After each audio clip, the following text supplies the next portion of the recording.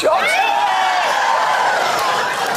My final guest tonight, shot to fame, playing the geeky Gareth in the cult comedy The Office. Since then, bless you, he's made it big in Hollywood, starring alongside Johnny Depp, Keira Knightley and Kate Winslet. He recently appeared in this BAFTA-nominated film. Here, there's your millions. Joke money. Joke life. It's over, mate. We're going nowhere. Russ, you don't say things like that. I quit. He quits. Quitting's not in the vocabulary.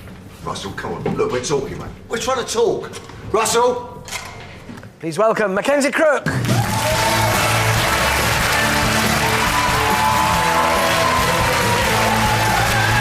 see you wondering what you've come on.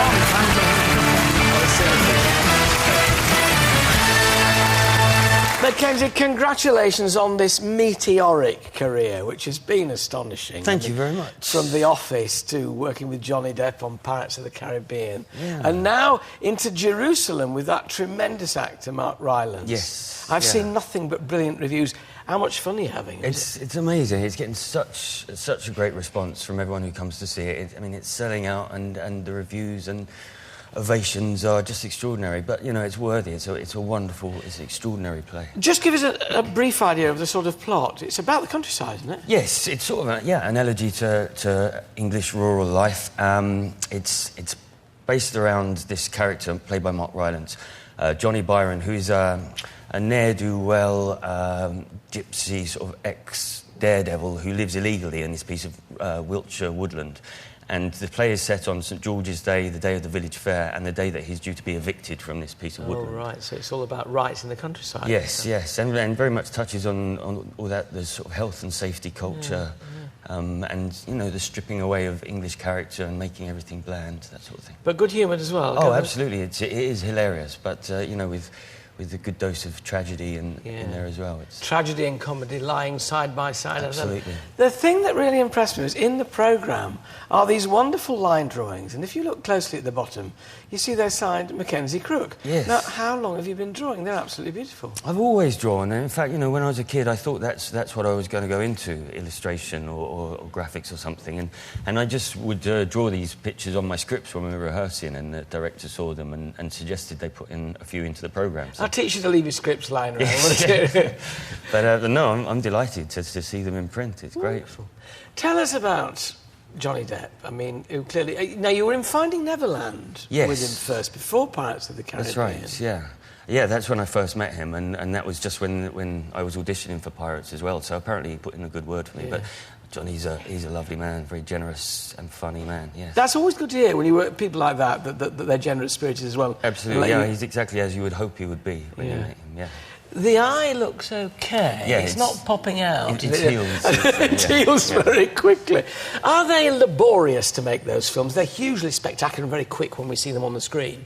It do take a long time. I mean, the sequels, the second and third one, we made back-to-back, and it took pretty much 2 years to make them. And, yeah, it was a long old process. I was away from my family for an awful long time. But at the same time, I don't want to complain. I was in the Bahamas for months, and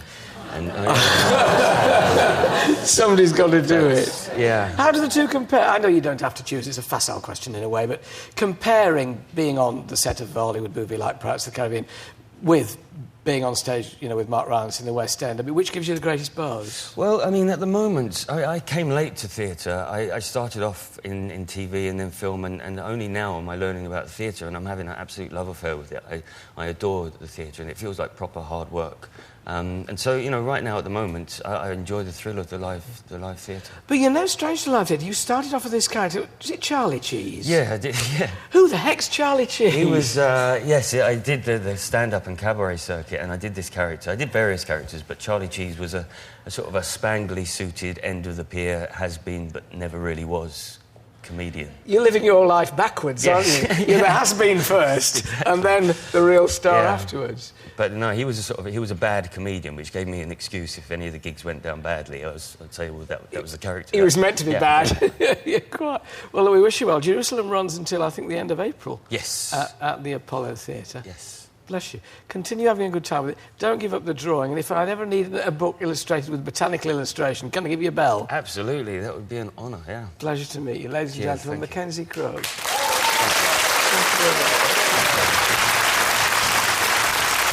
you. That's it for tonight. Tomorrow, the X Factor's biggest star, Leona Lewis, chats and performs a new single. Film director Michael Winner on how he turned into family food critic.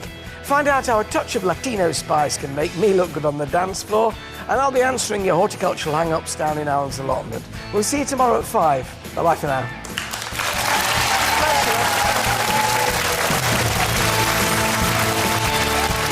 Following this very cold winter, British families are bracing themselves for what could be their biggest ever gas and electric bills.